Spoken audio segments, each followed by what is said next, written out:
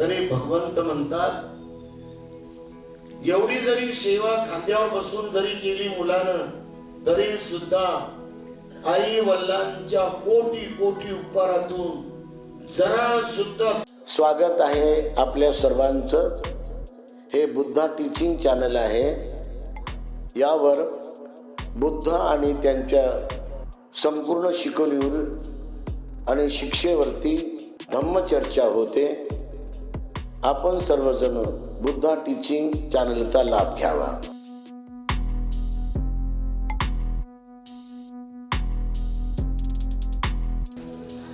नमो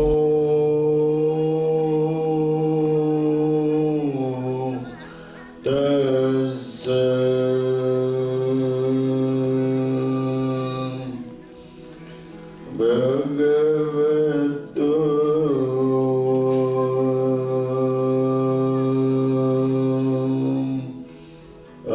अरहतो सम्मा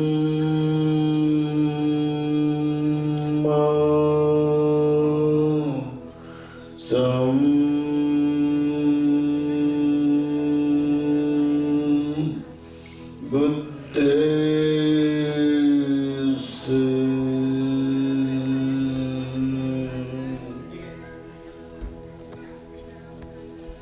प्यारहंत भगवान सम्यक संबुद्धांना त्रिवार पंचांग प्रणाम करतो.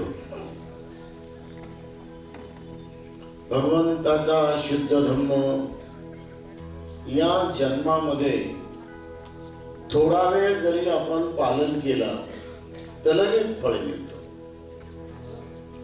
तुम्ही थोडा वेळ मैत्री भावना करा, 3 मिनिट 4 मिनिट, तुम्हाला लगेच 12 फळ मिळतील.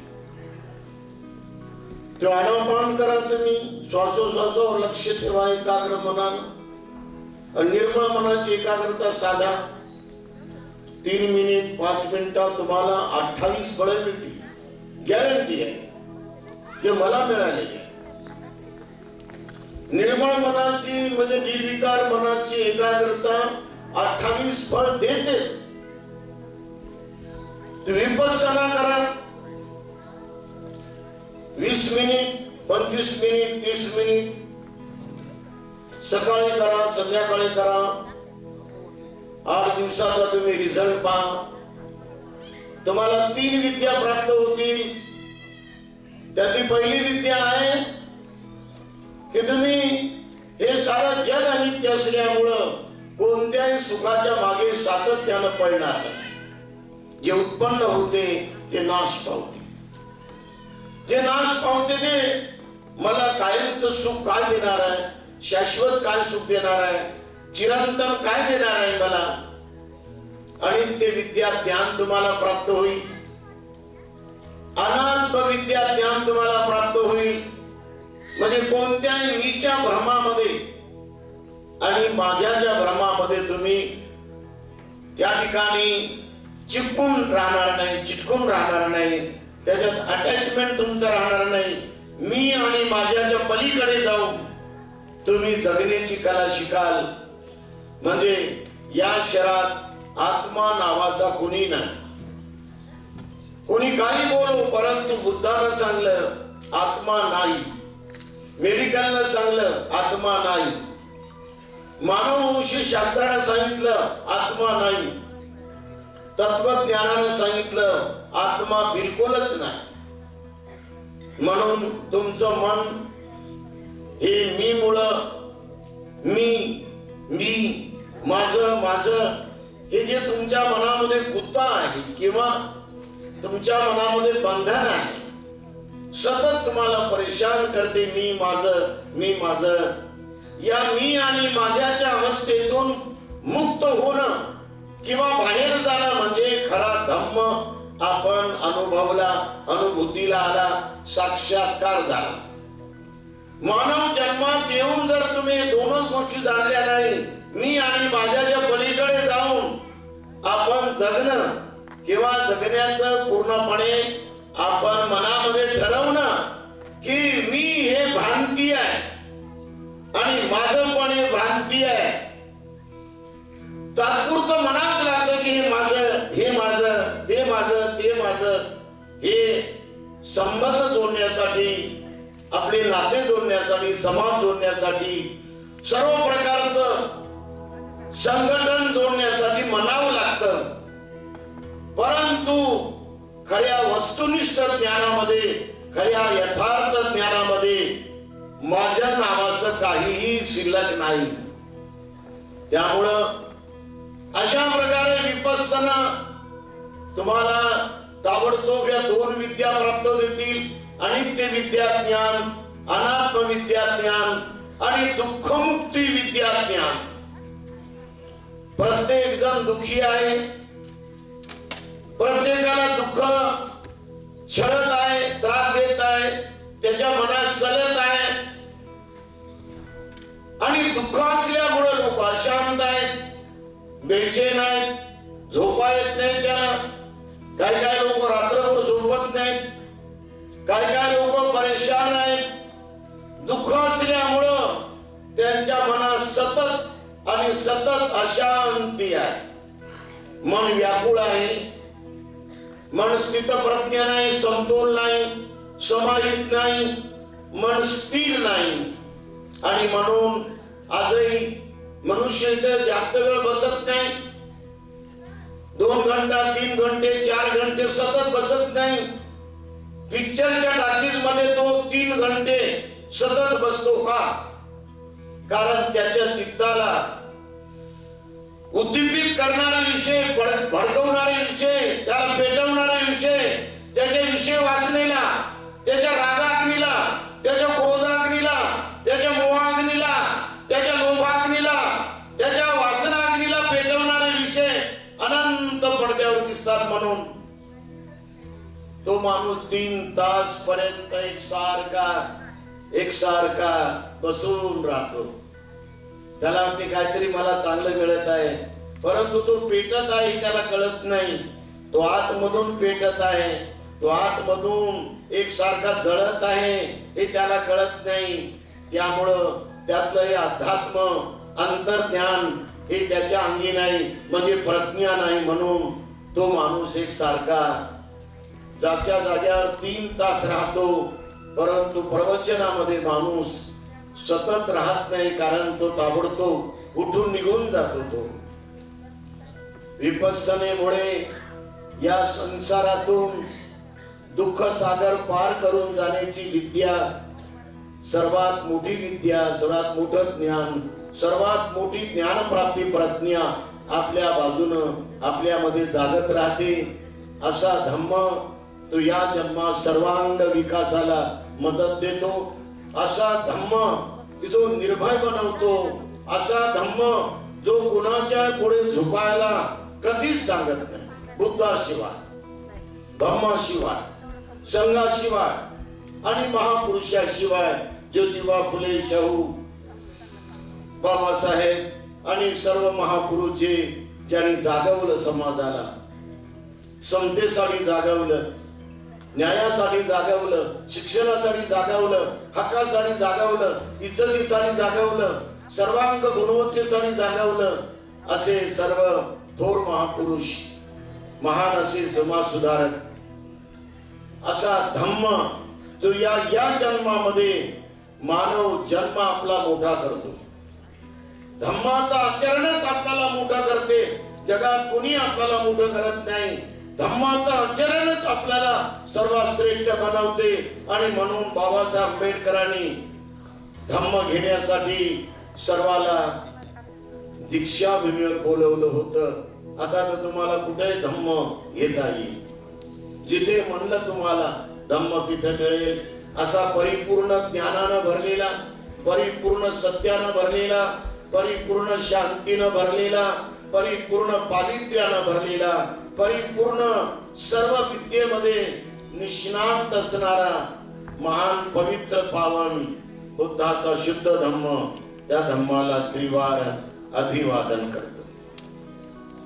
या धम्मामध्ये या भिक्खू संघानं आपलं पाऊल पुढे ठेवलं, धम्म आणि विनय याचं पालन केलं आणि त्याला अभिमुख होऊन लोकाभिमुख होऊन, जीवनाभिमुख होऊन सदैव धम्म विनयाला आपला गुरु मानलं, आपला बुद्ध मानलं, आपला शास्ता मानलं, अशा महान पूजनीय निष्कलंक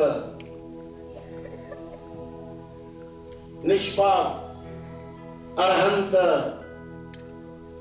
की जो भिक्खू संघ प्रत्येक गावी गेला, प्रत्येक तालुक्यात गेला, तालुका गाव ढळून काढलं, जिल्हा ढळून काढला, राज्य ढळून काढलं, समग्र भारत देश आपल्या त्यागानं त्याने ढळून काढला, शिलाच्या सुगंधाने ढवळून ढवळून निघला. समता आणि महान प्रेम मैत्री करुणेच्या झिमझिम जसा वर्षावास व्हावा असा त्यांनी धम्माचा वर्षावास केला आणि सर्वाला जोडलं, भारताला जोडलं.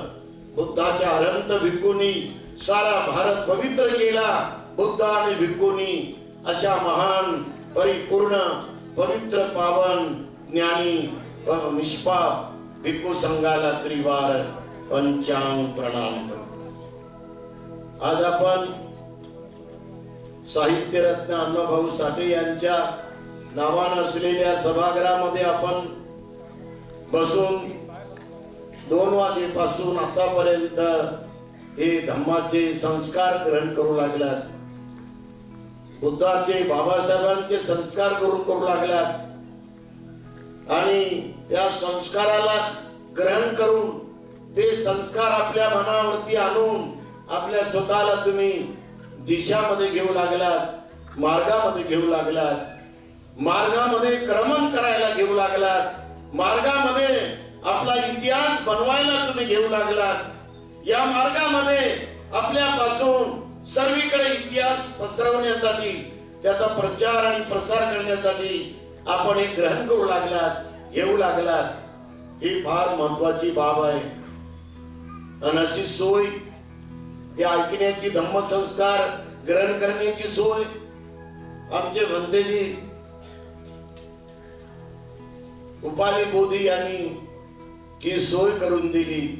धडपडून, प्रयत्न करून, जिद्द करून, उत्साह करून, तुम्हा सर्वांचं सामर्थ्य घेऊन, तुम्हा सर्वांचं बळ घेऊन, तुम्हा सर्वांचं मात्र मदत घेऊन अहो रात्र धडपड करून 2-4 महिन्यापासून या उपाली बोधींनी हा असा एक क्रम उभा केला, की असा उपक्रम सुरू केला यावर्षी की तुमच्यापर्यंत संस्कार जावे, तुमच्यापर्यंत विचार जावे, तुमच्यापर्यंत बुद्ध जावा, तुमच्यापर्यंत धम्म जावा, तुमच्यापर्यंत बाबासाहेब आंबेडकरांचा पूजनीय भिक्खू संघ जावा, बाबासाहेबाला अभिप्रेत असलेला पूजनीय भिक्खू संघ जावा म्हणून उपाली बोधींनी हे काम सुरू केलं. त्यांच्या कामाला कोटी कोटी मंगल मैत्री, कोटी कोटी आशीर्वाद, सर्वांनी धन बळ सामर्थ्य त्यांच्या पाठीशी उभं करावं अशी मी निवेदन भावना व्यक्त करतो. बाबासाहेब आंबेडकरांच्या जीवनाकडे पाहिल्यानंतर आपण 3 गोष्टी शिकल्या पाहिजे. कोणत्या 3 गोष्टी? डॉक्टर बाबासाहेब आंबेडकरांनी बुद्ध धर्मातल्या 3 गोष्टी आपल्या सर्वाला अत्यंत व्यापक रूपामध्ये वाढवाव्या म्हणून शिकवलेल्या आहेत. पहिली गोष्ट की मी अष्टांग मार्गाचं पालन करेन, आणि त्यांनी ते स्वतः पालन केलं म्हणून ते दुःखमुक्त झाले.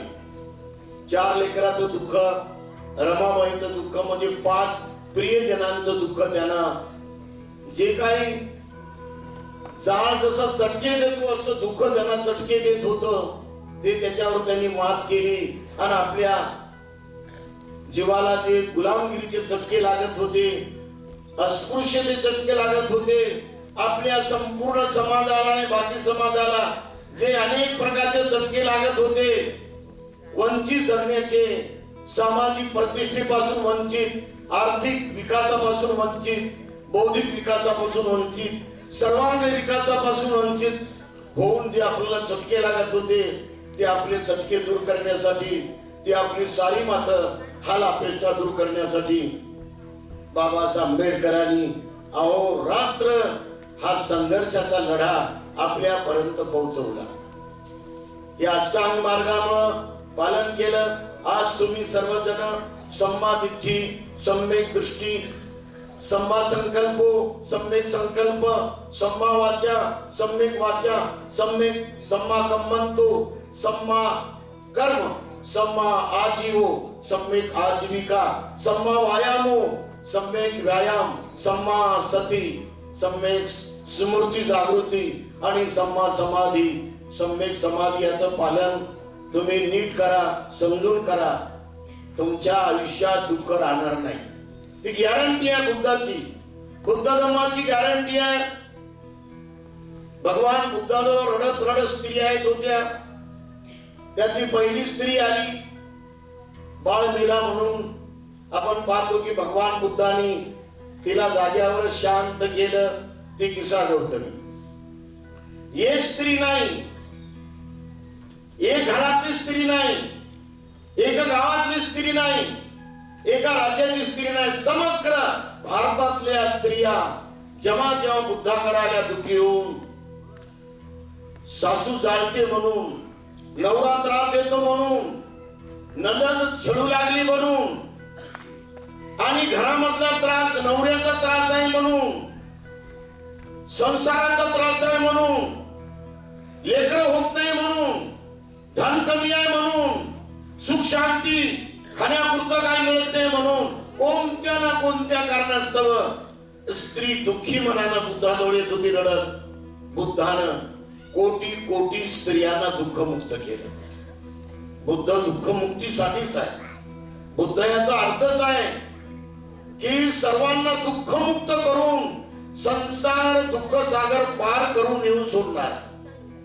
बुद्धामध्ये अथांग प्रेमानं भरलेला, बुद्धामध्ये अमर्याद करुणेनं भरलेला, बुद्धामध्ये अमर्याद संयमानं भरलेला, बुद्धामध्ये अमर्याद आपुलकीनं भरलेला, बुद्धामध्ये अमर्याद त्यागानं भरलेला, बुद्धामध्ये अमर्याद उत्साहानं, नम्रतेनं आणि नम्रतेच्या असीम सेवेनं भरलेला, बुद्धामध्ये अमर्याद दयेनं भरलेला, परोपकारानं भरलेला, नम्रतेनं भरलेला, बुद्धामध्ये अमर्याद विवेकशीलतेनं भरलेला, बुद्धामध्ये अमर्याद महाकारुण्यानं भरलेला, बुद्धामध्ये अमर्याद सर्वांना त्याचं मळलेलं मन धुवून त्याचं निर्मळ मन करणारा परिपूर्ण निर्मळ म्हणजे बुद्ध.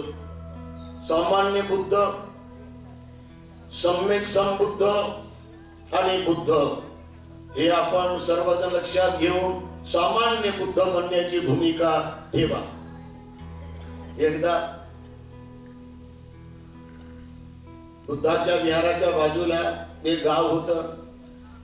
त्या गावामध्ये अनाथ पिंडिकाचा गुरु राखणारा माणूस होता. भगवान बुद्ध अनाथ पिंडिकाच्या घरी आले म्हणजे तो त्यांच्या पुढे जाऊन पाया पडायचा, त्रिवार पंचांग प्रणाम करायचा आणि म्हणायचं, भगवान माझ्या घरी 1-2 दिवस तरी राहा, मला तुमची सेवा करायला मिळू द्या. तर बुद्ध म्हणायचे, हो येतो. बुद्धाला वेळ मिळत नव्हता. बुद्ध 20 किलोमीटर पायानं जात होते दररोज. एका गावात मुक्काम करत होते, गावागावात जात होते भगवान, पुढच्या गावात जात होते आणि तो जिल्हा प्रांत संपलं की दुसऱ्या प्रांतात जात होते. त्यामुळे बिहार राज्य बुद्धानं पायानं चालून काढलं, उत्तर प्रदेश राज्य बुद्धानं पायानं चालून काढलं आणि संपूर्ण मध्य प्रदेश राज्य बुद्धानं पायी प्रवास करून लोकाला धम्मज्ञान देऊन, लोकाला जागून, लोकाला शील शिकून, लोकाला समाधी शिकून, लोकाला प्रज्ञा शिकून, लोकाला उत्तम कर्म शिकून, सम्यक कर्म शिकून मानव जन्म कसा चांगला घालवायचा याबद्दल बुद्ध सांगतच राहत असत. आपल्या या मुंबई जवळ जे नाला सोपारा आहे आणि तो जो पट्टा आहे कोकण पट्टा, कुलाबा, रत्नागिरी या पट्ट्यामध्ये भगवान बुद्ध आलेले आहेत. आणि नाला सोपारा जवळ तिथे ब्राह्मण नावाचं गाव होतं. तिथं त्यांनी ब्राह्मण गावात 3 वर्षावास केले. आणि इकडे आपल्या जवळ भंडारा जिल्ह्यामध्ये पवनी नावाचं गाव आहे. त्या पवनी जवळ वैनगंगा वाहते, तिथे सुद्धा बुद्ध आलेले आहेत, त्या पट्ट्यामध्ये फिरलेले आहेत. भगवान बुद्ध फिरल्याची नोंद आपल्या पाली साहित्यामध्ये आहे. बुद्धाला ज्यांनी पाहायचं ते धन्य माणसं. बुद्धाला ज्यांनी पाहण्यासाठी तळमळ केली ते धन्य. बुद्धाला ज्यांनी पाणी दिलं ते धन्य.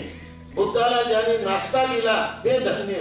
बुद्धाला ज्यांनी जेवण वाढलं आणि आपल्या हाताने त्यांच्या पात्रात टाकलं, धन्य धन्य त्या स्त्रिया, धन्य धन्य ते पुरुष. आम्रपालीनं त्यांच्या पात्रामध्ये दान टाकलं आणि हात जोडले, बुद्धाला आशीर्वाद दिला, भगवंताचा आशीर्वाद तिने घेतला आणि म्हणाली, भगवान हे माझा रंगमहाल. कित्येक कोटीचा होता तिचा तो रंगमहाल. आणि भगवान हे माझं आंब्याचं वन. बुद्ध प्रमुख भिक्खू संघाला दान कित्येक कोटीचं.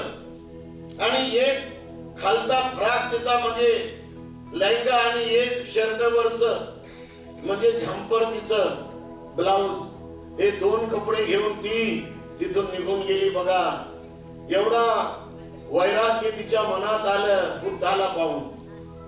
बुद्धाचं तिच्या कानानं ऐकून फक्त तिच्या ज्या मैत्रिणी सांगत बुद्ध कसं आहे म्हणून, बुद्धाचं ज्ञान काय म्हणून, एवढं ऐकून तिचं मन एवढं त्यागी झालं, एवढं महान झालं, एवढं विरक्त झालं, तर पुन्हा मात्र ती फिर्यात पडली नाही.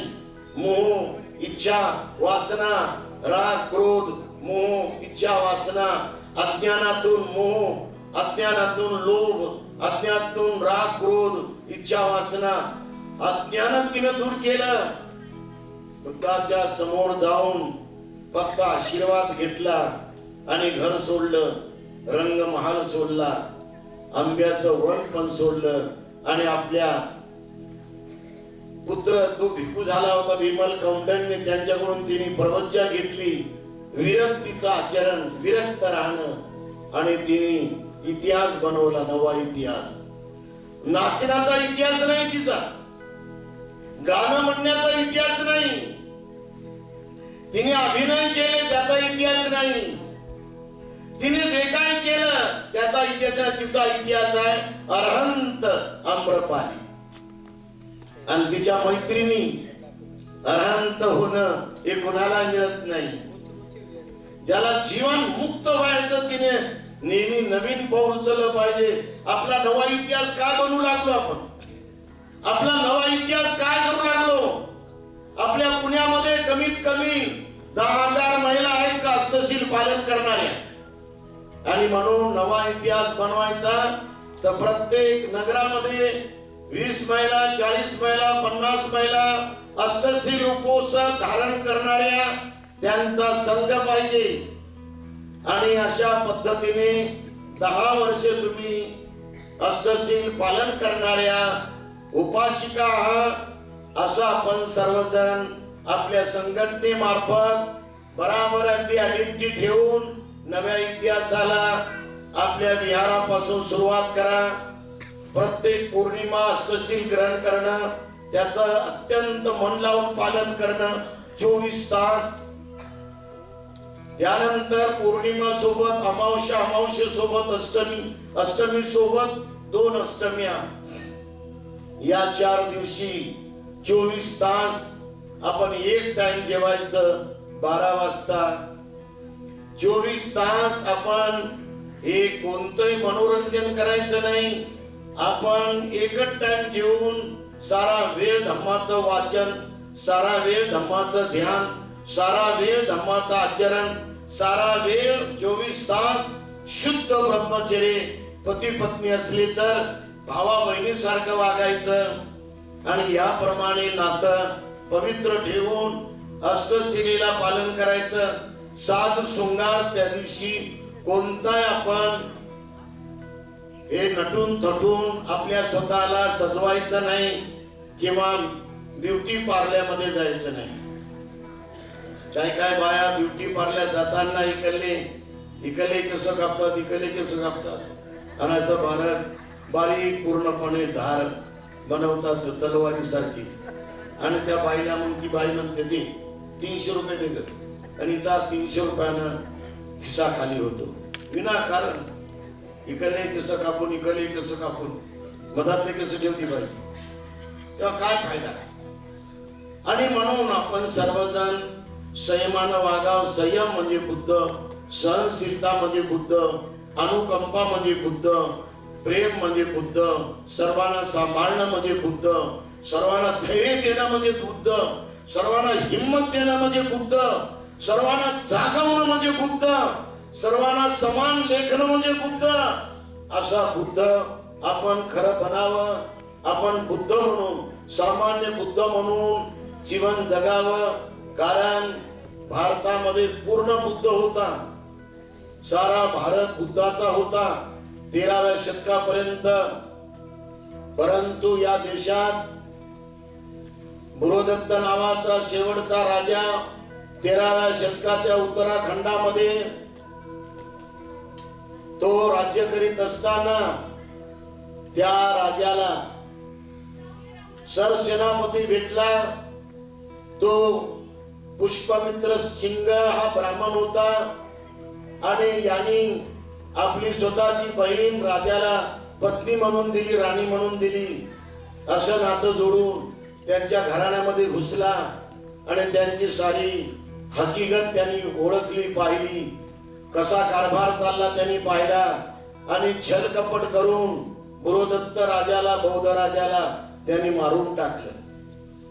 आणि मारल्याबरोबर त्यांनी त्यांच्या गादीवर बसला, आणि त्यांच्या गादीवर बसून त्यांनी पहिला फरमान काढला की जो बुद्धाचा एक मुंडका आणल त्याला सोन्याचे 1000 रुपये दान देण्यात येतील. कोणत्या झाडाखाली भिकू ध्यान करायचे, आंब्या खालं, पिंपळा खालं, वटवृक्षा खालं, जंगलामध्ये कुठे झाडाखाल्या सावलीला लोक कोयते मारायचे, मुंडक त्याला दाखवायचे. असे 2.5 लाख भिकू मारून टाकले त्यांनी. आणि पुष्पमित्र शुंग यांनी राज्य आणलं, ब्राह्मणी राज्य आणलं. ब्राह्मणी राज्यामुळं बुद्धविहारात त्यांनी देवाचे मंदिर केले, आणि देवाचे मंदिर करून बुद्ध मूर्त्यांना देव करून सर्वत्र केलं. महापंडित राहुल संस्कृत्यांचं पुस्तक आहे, मी कालच वाचलं. तो पुष्पमित्र शुंग म्हणजे आजचा राम आहे, हे विसरून जाऊ नका तुम्ही. आणि रामाची मूर्ती लंडन मधल्या एका म्युझियम मध्ये पाहिली, तिथे बुद्धाची मूर्ती होती. त्या बुद्धाच्या मूर्तीला चारी बाजूनं 8 प्रत्याहारे आहेत, म्हणजे माणसाला विकासाकडे नेणारे बुद्धाचे रूप आहेत. या मूर्तीचं रूप सध्या अयोध्यामध्ये ते डुप्लिकेट त्यांनी केलं ब्राह्मणानं, आणि त्या मूर्तीमध्ये त्यांनी 9 अवतार केले. 9वा अवतार त्यांनी बुद्धाला केला. काय गरज होती? काय गरज होती? का आवश्यकता होती का बुद्धाला अवतार काही? किंवा बाबासाहेबांनी अवतार ही कल्पनाच मांडली नाही की बुद्ध हा विष्णूचा 9वा अवतार आहे. हा खोटा आणि खोडसाळ प्रचार आहे असे मी मानतो. आणि आता सत्यनारायण गोयंका यांनी हे 10-12 वर्षापूर्वी सर्व शंकराचार्यांना बसून याच्या पुढे बुद्धाची विटंबना करायची नाही असं रायटिंग मध्ये घेतलं. बुद्धाला अवतार बनवायचा नाही, आणि त्याच्यावर करार झाला. त्याच्या प्रती त्यांना दिल्या शंकराचार्यांना, आणि यांनी पण घेतल्या. आणि विपස්සना विद्यापीठामध्ये सर्वत्र जाहीर झालं, विपස්සना पत्रिकेमध्ये जाहीर झालं. तरी ब्राह्मणाच्या या हालचालीमुळं आज आपल्या देशाचं वातावरण पूर्ण बदलून टाकलं. घटनेला बाजूला ठेवून घटनेच्या विरोधामध्ये दुसरे कायदे चालू केले. आपल्या बालटीला 385 कोटी रुपये सँक्शन झाले होते केंद्र सरकारच्या कायद्याप्रमाणे. या मुख्यमंत्र्यानं 75 कोटी सँक्शन केले, बाकीचे कट केले. तुमची कटौती सुरू आहे, तुम्हाला पूर्ण न्याय नाही. हे अन्यायाचं राज्य आहे. हे संपूर्ण बहुजनावर अन्याय प्रचंड होत आहे. त्यांना नोकऱ्यामध्ये कोणतं स्थान देईना, नोकऱ्या बंद केल्या. त्यामुळे हे सर्व राज्य बडाईचं राज्य, फुसकं राज्य, खोटं बोलणारा पंतप्रधान आपला. हे पंतप्रधान खरा पंतप्रधान माणूस नाही. तो देशाला गरीब करायला निघाला, देशाला दुबळं करायला निघाला, देशाच्या जनतेवर अत्याचार करून अन्याय करून त्याला जितकं जास्त कमजोर करता येईल तेवढं जास्त तो कमजोर करू लागला. आणि तिकडे संपूर्ण गुजरात मध्ये सर्व प्रकारच्या मोठ्या मोठ्या फॅक्टऱ्या निघू लागला. तो सर्वांनी सावध राहावं. आपलं राज्य आल्याशिवाय, समतेचं राज्य आल्याशिवाय, न्यायाचं राज्य आल्याशिवाय, बंधुत्वाचं राज्य आल्याशिवाय, स्वातंत्र्याचं राज्य आल्याशिवाय, म्हणजे अशोक प्रणित बुद्धाचं राज्य आल्याशिवाय या देशातल्या बहुजन समाजाला न्याय मिळेल का? म्हणून सर्वांनी याला उलथून पाडायचं आयडिया सुरुवात करावी आणि असा बुद्ध आपण वापरावा. सर्वांनी सावधानतेनं आपल्या मनाला नव्या व्यवस्थेला वाढवण्यासाठी, नवी व्यवस्था आणि नवीन शासन तयार करण्यासाठी आपला स्वतःचा बुद्ध हे आपण वापरावा आणि धूर्तपणानं वागावं, कावेबाजपणानं वागावं, विवेकशीलतेनं वागावं. कारण या सरकारनं प्रचंड अन्याय केलेला आहे अनेक राज्यावर. त्यातलं मणिपूर सर्वात दुःखी आहे. तिथल्या बाया म्हणत आहे या मोदीला आम्ही आता पूर्ण काखणं म्हणजे बांगड्या घालायला तयार आहोत. इथपर्यंत महिला पेटलेल्या आहेत. सर्वांनी आपण सावध राहा आणि आपल्या आध्यात्मिक विकासाला नेहमी मजबूत करा. आपल्या अंतर्मनाच्या प्रज्ञेला बलवान करा. त्यासाठी बुद्धाचं ध्यान दररोज आपण 5 मिनिट करत जा.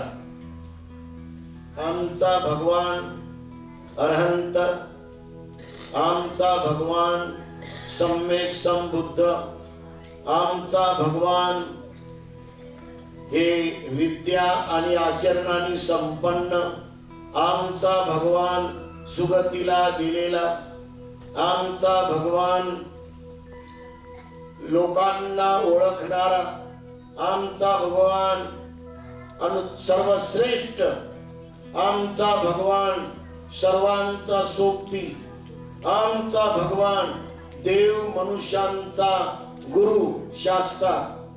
सर्वांनी हे बुद्धाचे 9 गुण 2 मिनिट, 3 मिनिट, 4 मिनिट ध्यानामध्ये घेऊन तुम्हाला आणखी काय बुद्धाचे गुण कळले, समजले, अनुभवाला आले तर ते गुण आपल्या मनात ठेवा.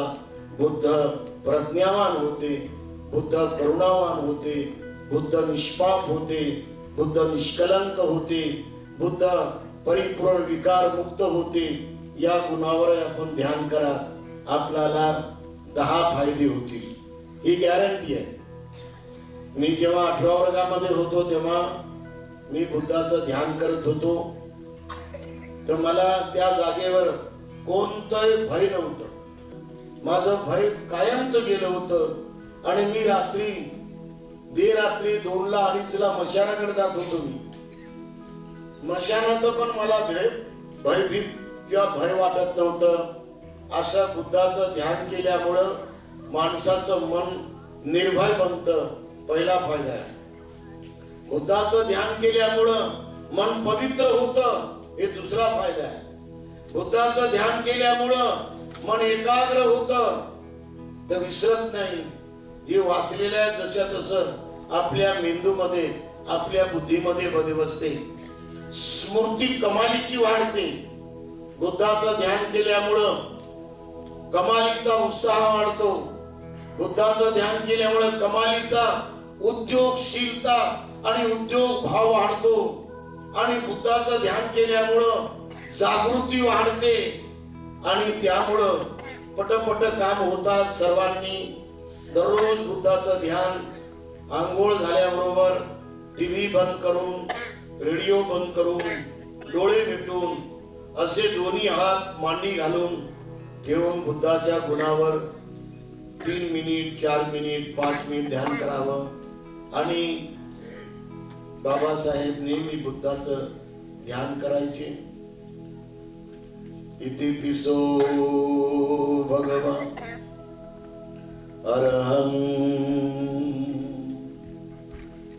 सम्मा सम्बुद्धो विद्याचरण संपन्नो सुगतो लोकविदो अनुत्तरो पुरुषधम्म सारथी सत्ता देव मनुष्यानं बुद्धो भगवती म्हणा इति पिसो भगवान अरहं सम्मा सम्बुद्धो विद्याचरण संपन्नो सुगतो लोकविदु अनुत्तरो पुरुषधम्म सारथी सत्ता देव मनुष्यानं बुद्धो भगवती अरहं सम्मा सम्बुद्धो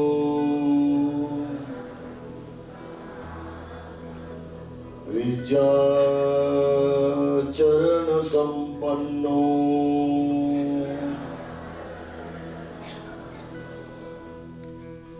इति पिसो भगवान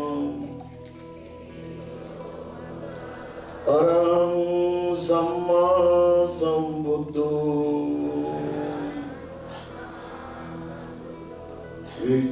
विद्याचरण संपन्नो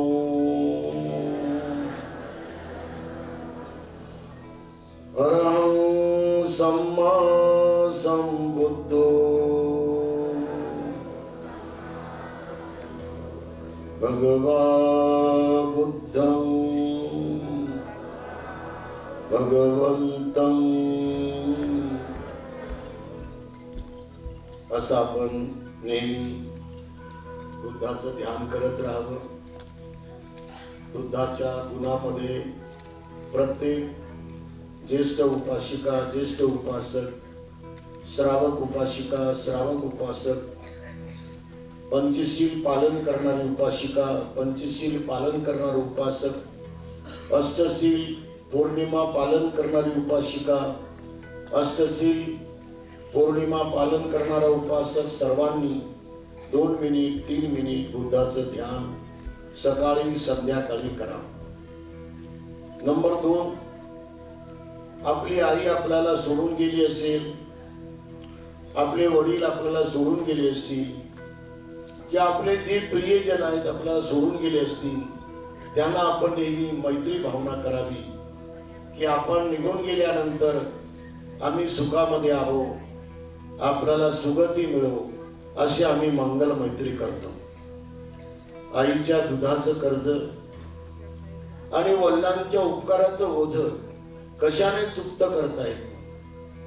आणि म्हणून जामत्यांनी, विवेकशील मुलींनी, विवेकशील मुलांना, आज्ञाधारक मुला मुलींनी, बुद्धिमान मुला मुलींनी आपल्या आईला आपल्या वडिलांना नेहमी स्मरण करावं. त्यांच्या मनाला त्यांच्या माइंड मॅटरला सुगती मिळावं म्हणून सकाळी संध्याकाळी त्यांच्या फोटो जवळ जाऊन अगरबत्ती लावून आपण मंगल मैत्री करत जाल. भगवंताच्या त्रिपिटक पाली साहित्यामध्ये अमृतनिकामध्ये सांगलं, या खांद्यावर आईला बसवलं एखाद्या करत्या धरत्या पोरानं आणि या खांद्यावर मुलाला बसवलं, म्हणजे वडिलांना या खांद्यावर आईला बसवलं आणि आई वडिलांना खांद्यावर बसून 100 वर्षे त्यांनी सेवा केली. समजा 100 वर्षामध्ये त्यांनी आईला पाणी पाजलं, खांद्यावर दूध पाजलं, भोजन दिलं, आंघोळ दिली, सर्व प्रकारची A to Z सेवा केली. तरी भगवंत म्हणतात एवढी जरी सेवा खांद्यावर बसून जरी केली मुलानं, तरी सुद्धा आई वडिलांच्या कोटी कोटी उपकारातून जरा सुद्धा तो मुक्त होऊ शकत नाही.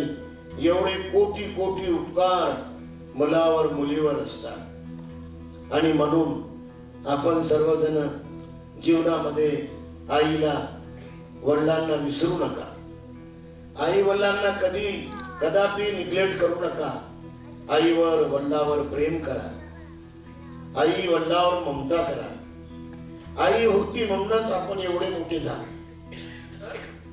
आईमुळेच आपण चांगले बनतो. आईच खरी आपल्याला प्रेम देते. आईच खरे आपल्याला बनवते, घडवते. आईच हे महासागर असते ममतेचा, मायेचा. आईमुळेच आपली जिंदगी ही आकाराला आली असते. आणि म्हणून आई जर नसती तर आपल्याला एवढ्या महान लेवल पर्यंत कोणी नेऊ शकत नाही. कोणीच नाही जगात आई सारखा महान सागर करुणेचा, प्रेमाचा जगात कोणीच नाही. आणि म्हणून आई आणि वडिलांचं नेहमी स्मरण करण्याचं वर्णन भगवान बुद्धांनी खूप ठिकाणी केलं. त्यामुळं हे बाबासाहेबांना पटलं. बाबासाहेब आपल्या आईचं नेहमी नेहमी अनुकरण करत होते, आज्ञा पाळत होते.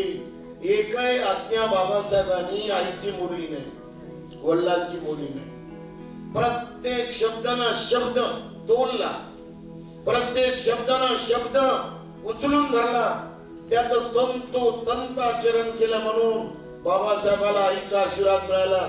बाबासाहेबाचा जे काय उद्धार झाला ते आई आणि वडिलांच्या महान अनुग्रहामुळे झाला, अनुकंपेमुळे झाला आणि महान शिकवणीमुळे झाला. सर्वांनी लक्षात घ्या, बाबासाहेब बॅरिस्टर झाल्यानंतर रमाला पत्र पाठवलं की मी येत आहो, तू लुगडी घे, चोळी घे, सर्वांना कपडे कर.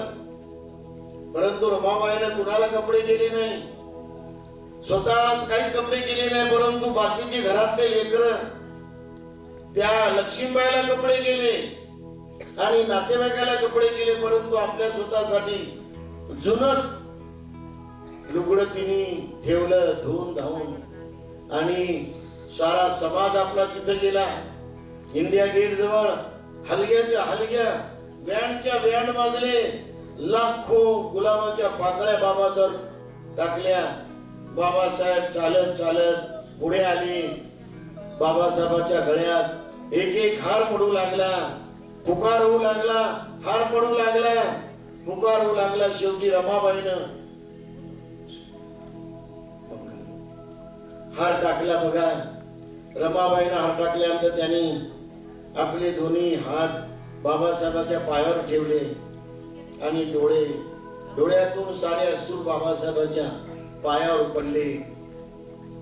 तिने सांगायचं होतं त्या अश्रूतून की तुमच्या माघारी मी भारतामध्ये तुमचा हा सारा लढा कायम ठेवला. मी सर्वांना मी मदत करत राहिली, सर्व धैर्य देत राहिली, सर्वांना मी बघत राहिली. तिने गळ्यातलं सोन्याचं भलं मोठं सौंदर्य ते रेक्टरच्या हातात दिलं. त्या सोन्याची पर्वा केली नाही, हे वीट नाही तर गहाण ठेव. पण आपल्या बाबासाहेब आंबेडकरांच्या नावानं सुरू झालेलं हे वसतिगृह, त्याच्यात एकही मुलगा उपाशी राहू नये. धान्य भर, डाळी भर, मसाला भर, कांदे लसण भर, यथा योग्य सुविधा करायला लावली. माता भगिनीनो, माऊल्यांनो, रमाबाई अशी करुणावंत होती, अशी त्यागी होती.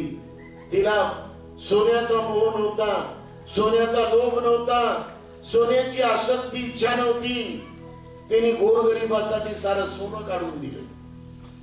अशा प्रकारे बाबासाहेबांची गाडी रमाबाई बसून थोडा वेळ चालली. नंतर बाबासाहेब म्हणले, चल मला आईला भेटायला जायचं. आणि गोकुळपेठ प्रबुद्ध प्रिंटिंग प्रेस पर्यंत गेली. बाबासाहेबांनी सह्या केल्या, संपादकीय लेखासाठी सही केली, 2-3 पत्र वाचले. चल रे म्हणे, मला माझ्या आईकडे जायचं.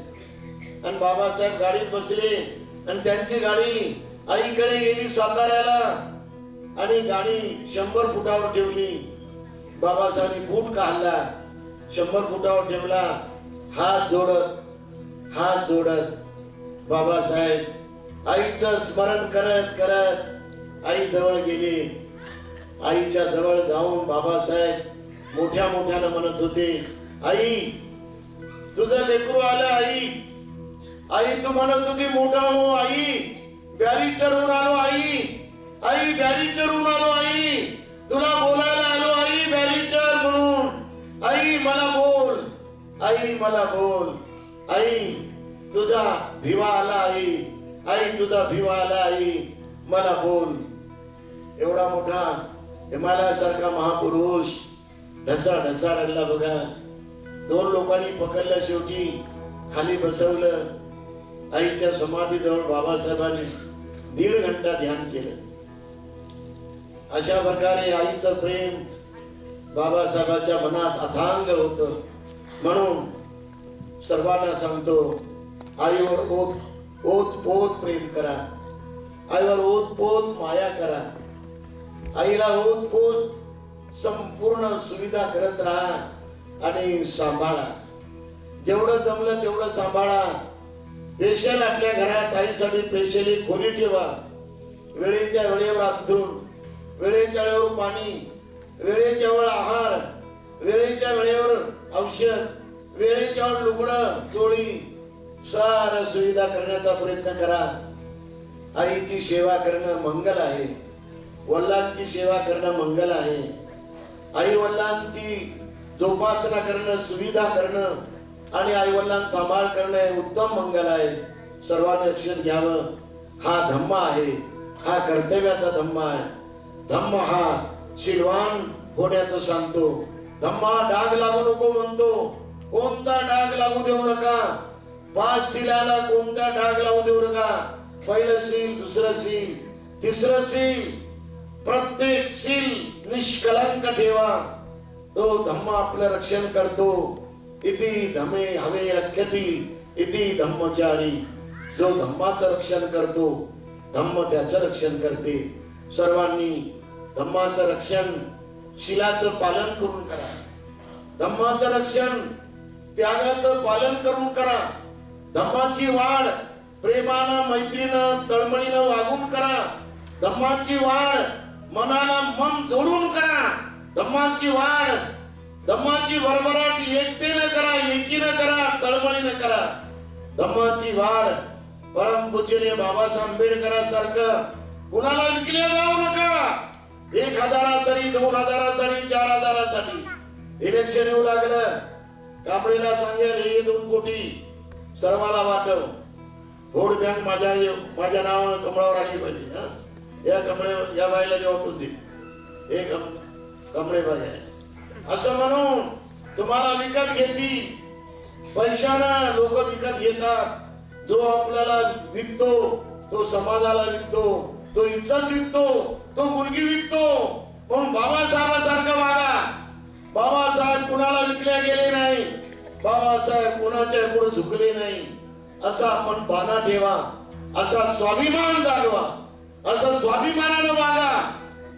अशा प्रकारे कायला पवित्र ठेवा, वाणीला पवित्र ठेवा, मनाला पवित्र ठेवा. नेहमी दान करत जा. दान देऊन धम्माला वाढवा. संयम वाढवून धम्माला वाढवा. त्याग वाढवून धम्माला वाढवा. नम्रतेनं कोणाचं काही चुको, नम्रतेनं आपल्या समाजात एकमेकाला जोडा. एकमेकाचं मन जोडा. हा धम्मा आपला आहे. दान देऊनच धम्माला वाढवता येतं. म्हणून अशा प्रकारे धम्माचा विकास, धम्माची भरभराट प्रेमानं, मैत्रीनं, त्यागानं, प्रज्ञेनं, करुणेनं, नम्रतेनं, संयमानं, सहनशीलतेनं वाढवून वाढवून करा. यामध्ये सर्वांचं मंगल आहे, सर्वांचं कल्याण आहे. आपण सर्वजण 2 दिवसाच्या दुनियेत आलो, उद्या जाणार आहोत. नवा इतिहास तयार करा. नवा इतिहास बनला पाहिजे, इथून सुरुवात करा. नव्या इतिहासाचे पानं आजपासून लिहा आणि अशा प्रकारे आपल्या जिंदगीला खूप चांगलं घडवा. शेवटी सर्वांना हा संदेश देताना पुढची भेट होईपर्यंत आपल्या सर्वांना बाबासाहेब आंबेडकर दिलेला संदेश 10 प्रतिज्ञा, 10 पारमिता, दान पारमिता, शील पारमिता, नैष्कर्म्य पारमिता. नैष्कर्म्य पारमिता म्हणजे कोणावर आहे बोलायचं नाही, कोणावर आहे मोहित व्हायचं नाही, कोणावर आहे भाळायचं नाही, त्याला नैष्कर्म्य पारमिता म्हणतात. वीर्य पारमिता आणि करुणा पारमिता, मैत्री पारमिता, सत्य पारमिता, शांती पारमिता. शांती पारमिता मध्ये सहनशीलता अमर्याद, क्षमाशीलता अमर्याद, अमर्याद अनुकंपा आणि उपेक्षा पारमिता. याचं पालन बाबासाहेबांनी शिकवलं आणि बाबासाहेबांची इच्छा होती की इंटरनॅशनल बुद्धिस्ट भिक्खू संघाची युनिव्हर्सिटी पाहिजे. याच्यावर कोणी लक्ष देईना. आपले बौद्ध भिक्खू त्यागी राहिले पाहिजे, शीलवान राहिले पाहिजे, प्रज्ञावान झाले पाहिजे आणि PhD झाले पाहिजे. आणि म्हणून बाबासाहेब तळमळ होती इंटरनॅशनल बुद्धिस्ट भिक्खू युनिव्हर्सिटीची इच्छा होती बाबासाहेबांची. तेव्हा सर्वांनी ध्यान करावं आणि 22 प्रतिज्ञेचं दररोज आपल्या घरापुरतं पालन करावं. मोठी समृद्धी येईल, मोठं बळ येईल, मोठं सामर्थ्य येईल, मोठं महान आपल्याला आध्यात्मिक शक्ती मिळेल, तेजस्वी शक्ती मिळेल. एवढा संदेश देऊन सर्वांचं जीवन सुखी हो, सर्वांचं मंगल हो, सर्वांचं मंगल हो, सर्वांचं मंगल हो. साधु साधु भवतु सब मंगलम, रखन्तु सब देवता, सब बुद्धानुभावेन सदा सोति भवन्तु ते. भवतु सब मंगलम, रखन्तु सब देवता, सब धम्मानुभावेन सदा सोति भवन्तु ते. भवतु सब मंगलम, रखन्तु सब देवता, सब संगानुभावेन सदा सोति भवन्तु ते. साधु साधु साधु. बुद्धं नमामि, बुद्ध को नमन करता हूँ. धम्मं नमामि, धम्म को नमन करता हूँ. संघं नमामि, संघ को नमन करता हूँ.